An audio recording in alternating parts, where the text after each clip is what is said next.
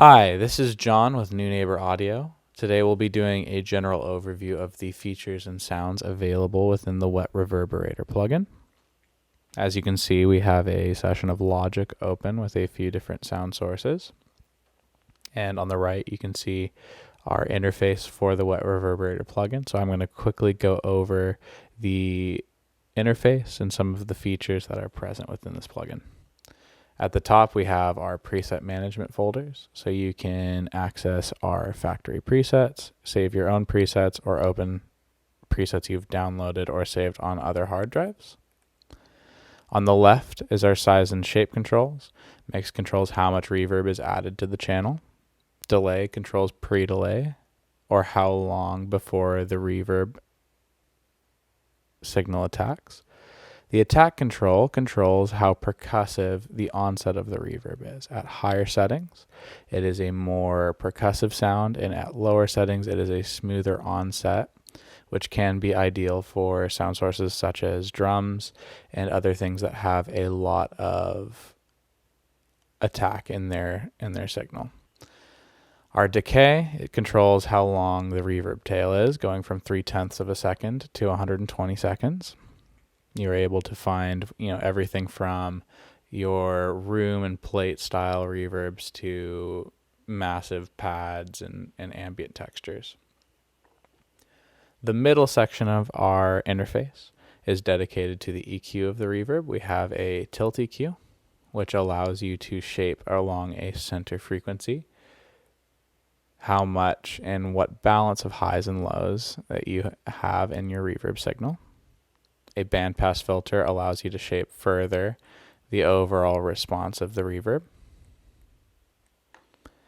And damping, which we'll get into a little bit later, controls the decay of specific frequencies within the reverb, allowing you to not just shape what is being put into the reverb, but also what is happening within the decay tail of your reverb.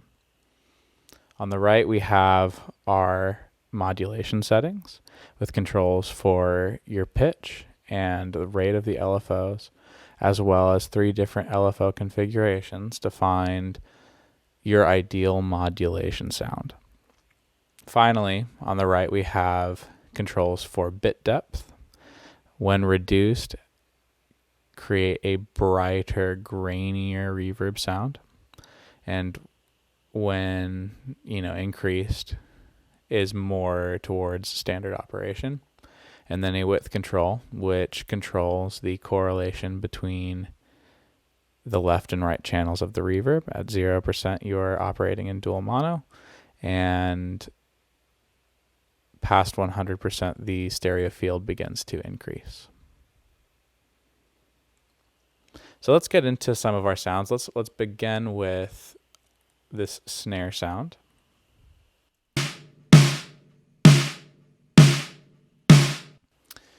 And we'll bring it in with the bright snare preset.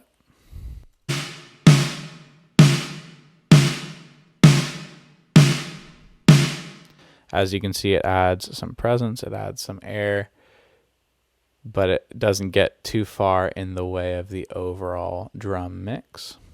We can begin to shape the EQ to make it maybe a little bit darker.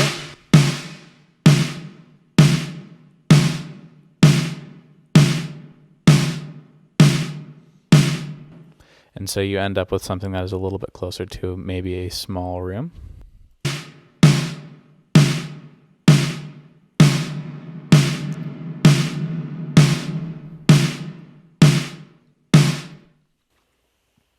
Now, in the context of a drum groove,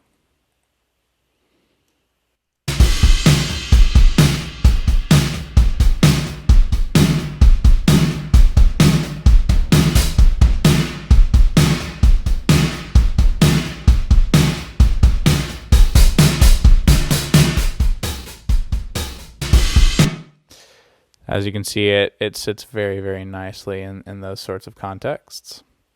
Now, to demonstrate a little bit further the attack control, as you can see, attack is all the way down.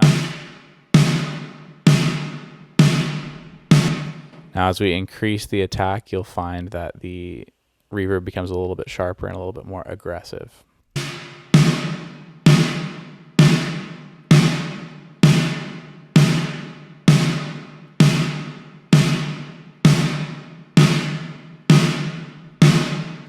So the attack control is a really great way of creating reverbs that are immediate in terms of pre-delay, but are also not swallowing the attack of your percussive elements of your mix.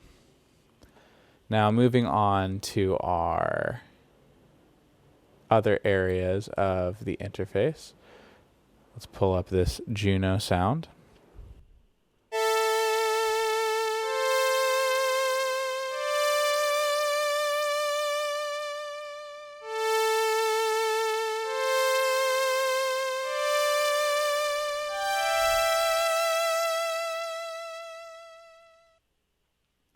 And we have a preset pulled up called Synth Sparkle. Let's listen to that.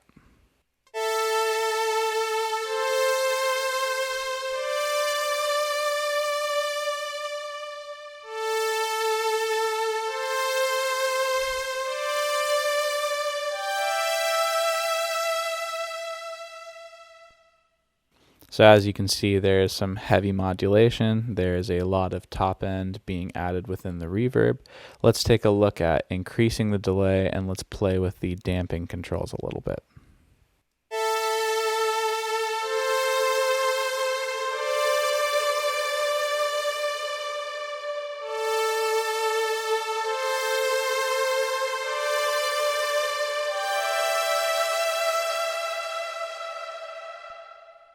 So as you can see, our visualizer is showing us a representation of the decay of the reverb.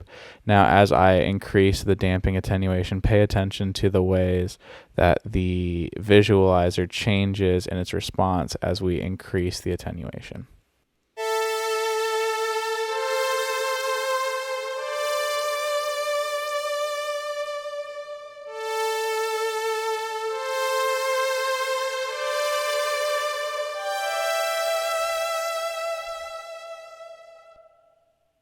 As you can see, the damping controls affect the decay of the reverb, and so you're able to, where there is buildup in certain frequencies, you're able to remedy that by affecting just the decay and not the input of the reverb.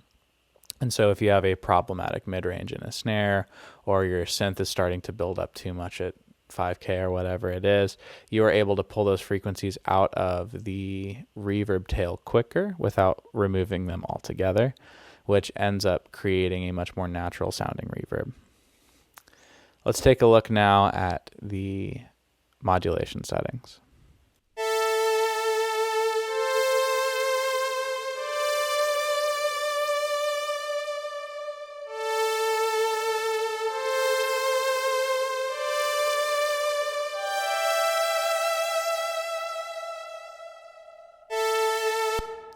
So as you can see, as we increase the overall modulation, you start to get these kind of seasick pitch modulations and warbles. Let's try a different LFO setting.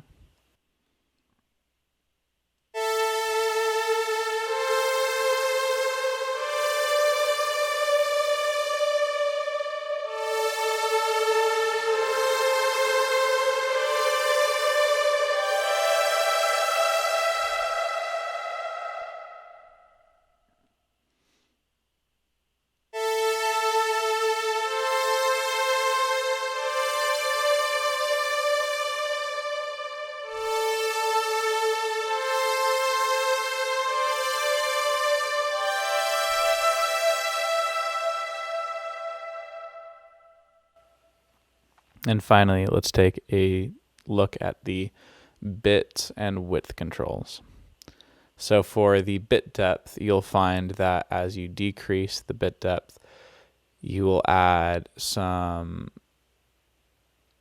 interesting noise and some brightness until the reverb will eventually all but disappear, which can be really, really interesting for sound design and non-traditional uses of reverb.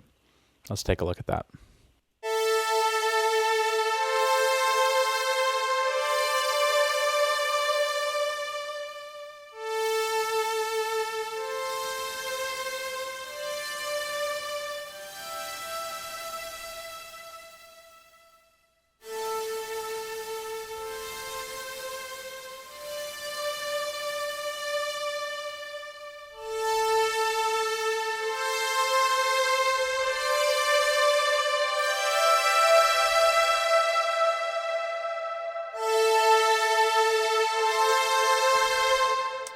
And finally, let's take a look at the width control. The width is setting the correlation between the two reverb channels. And so at 0%, it's in dual mono, and at 100%, it is in true stereo.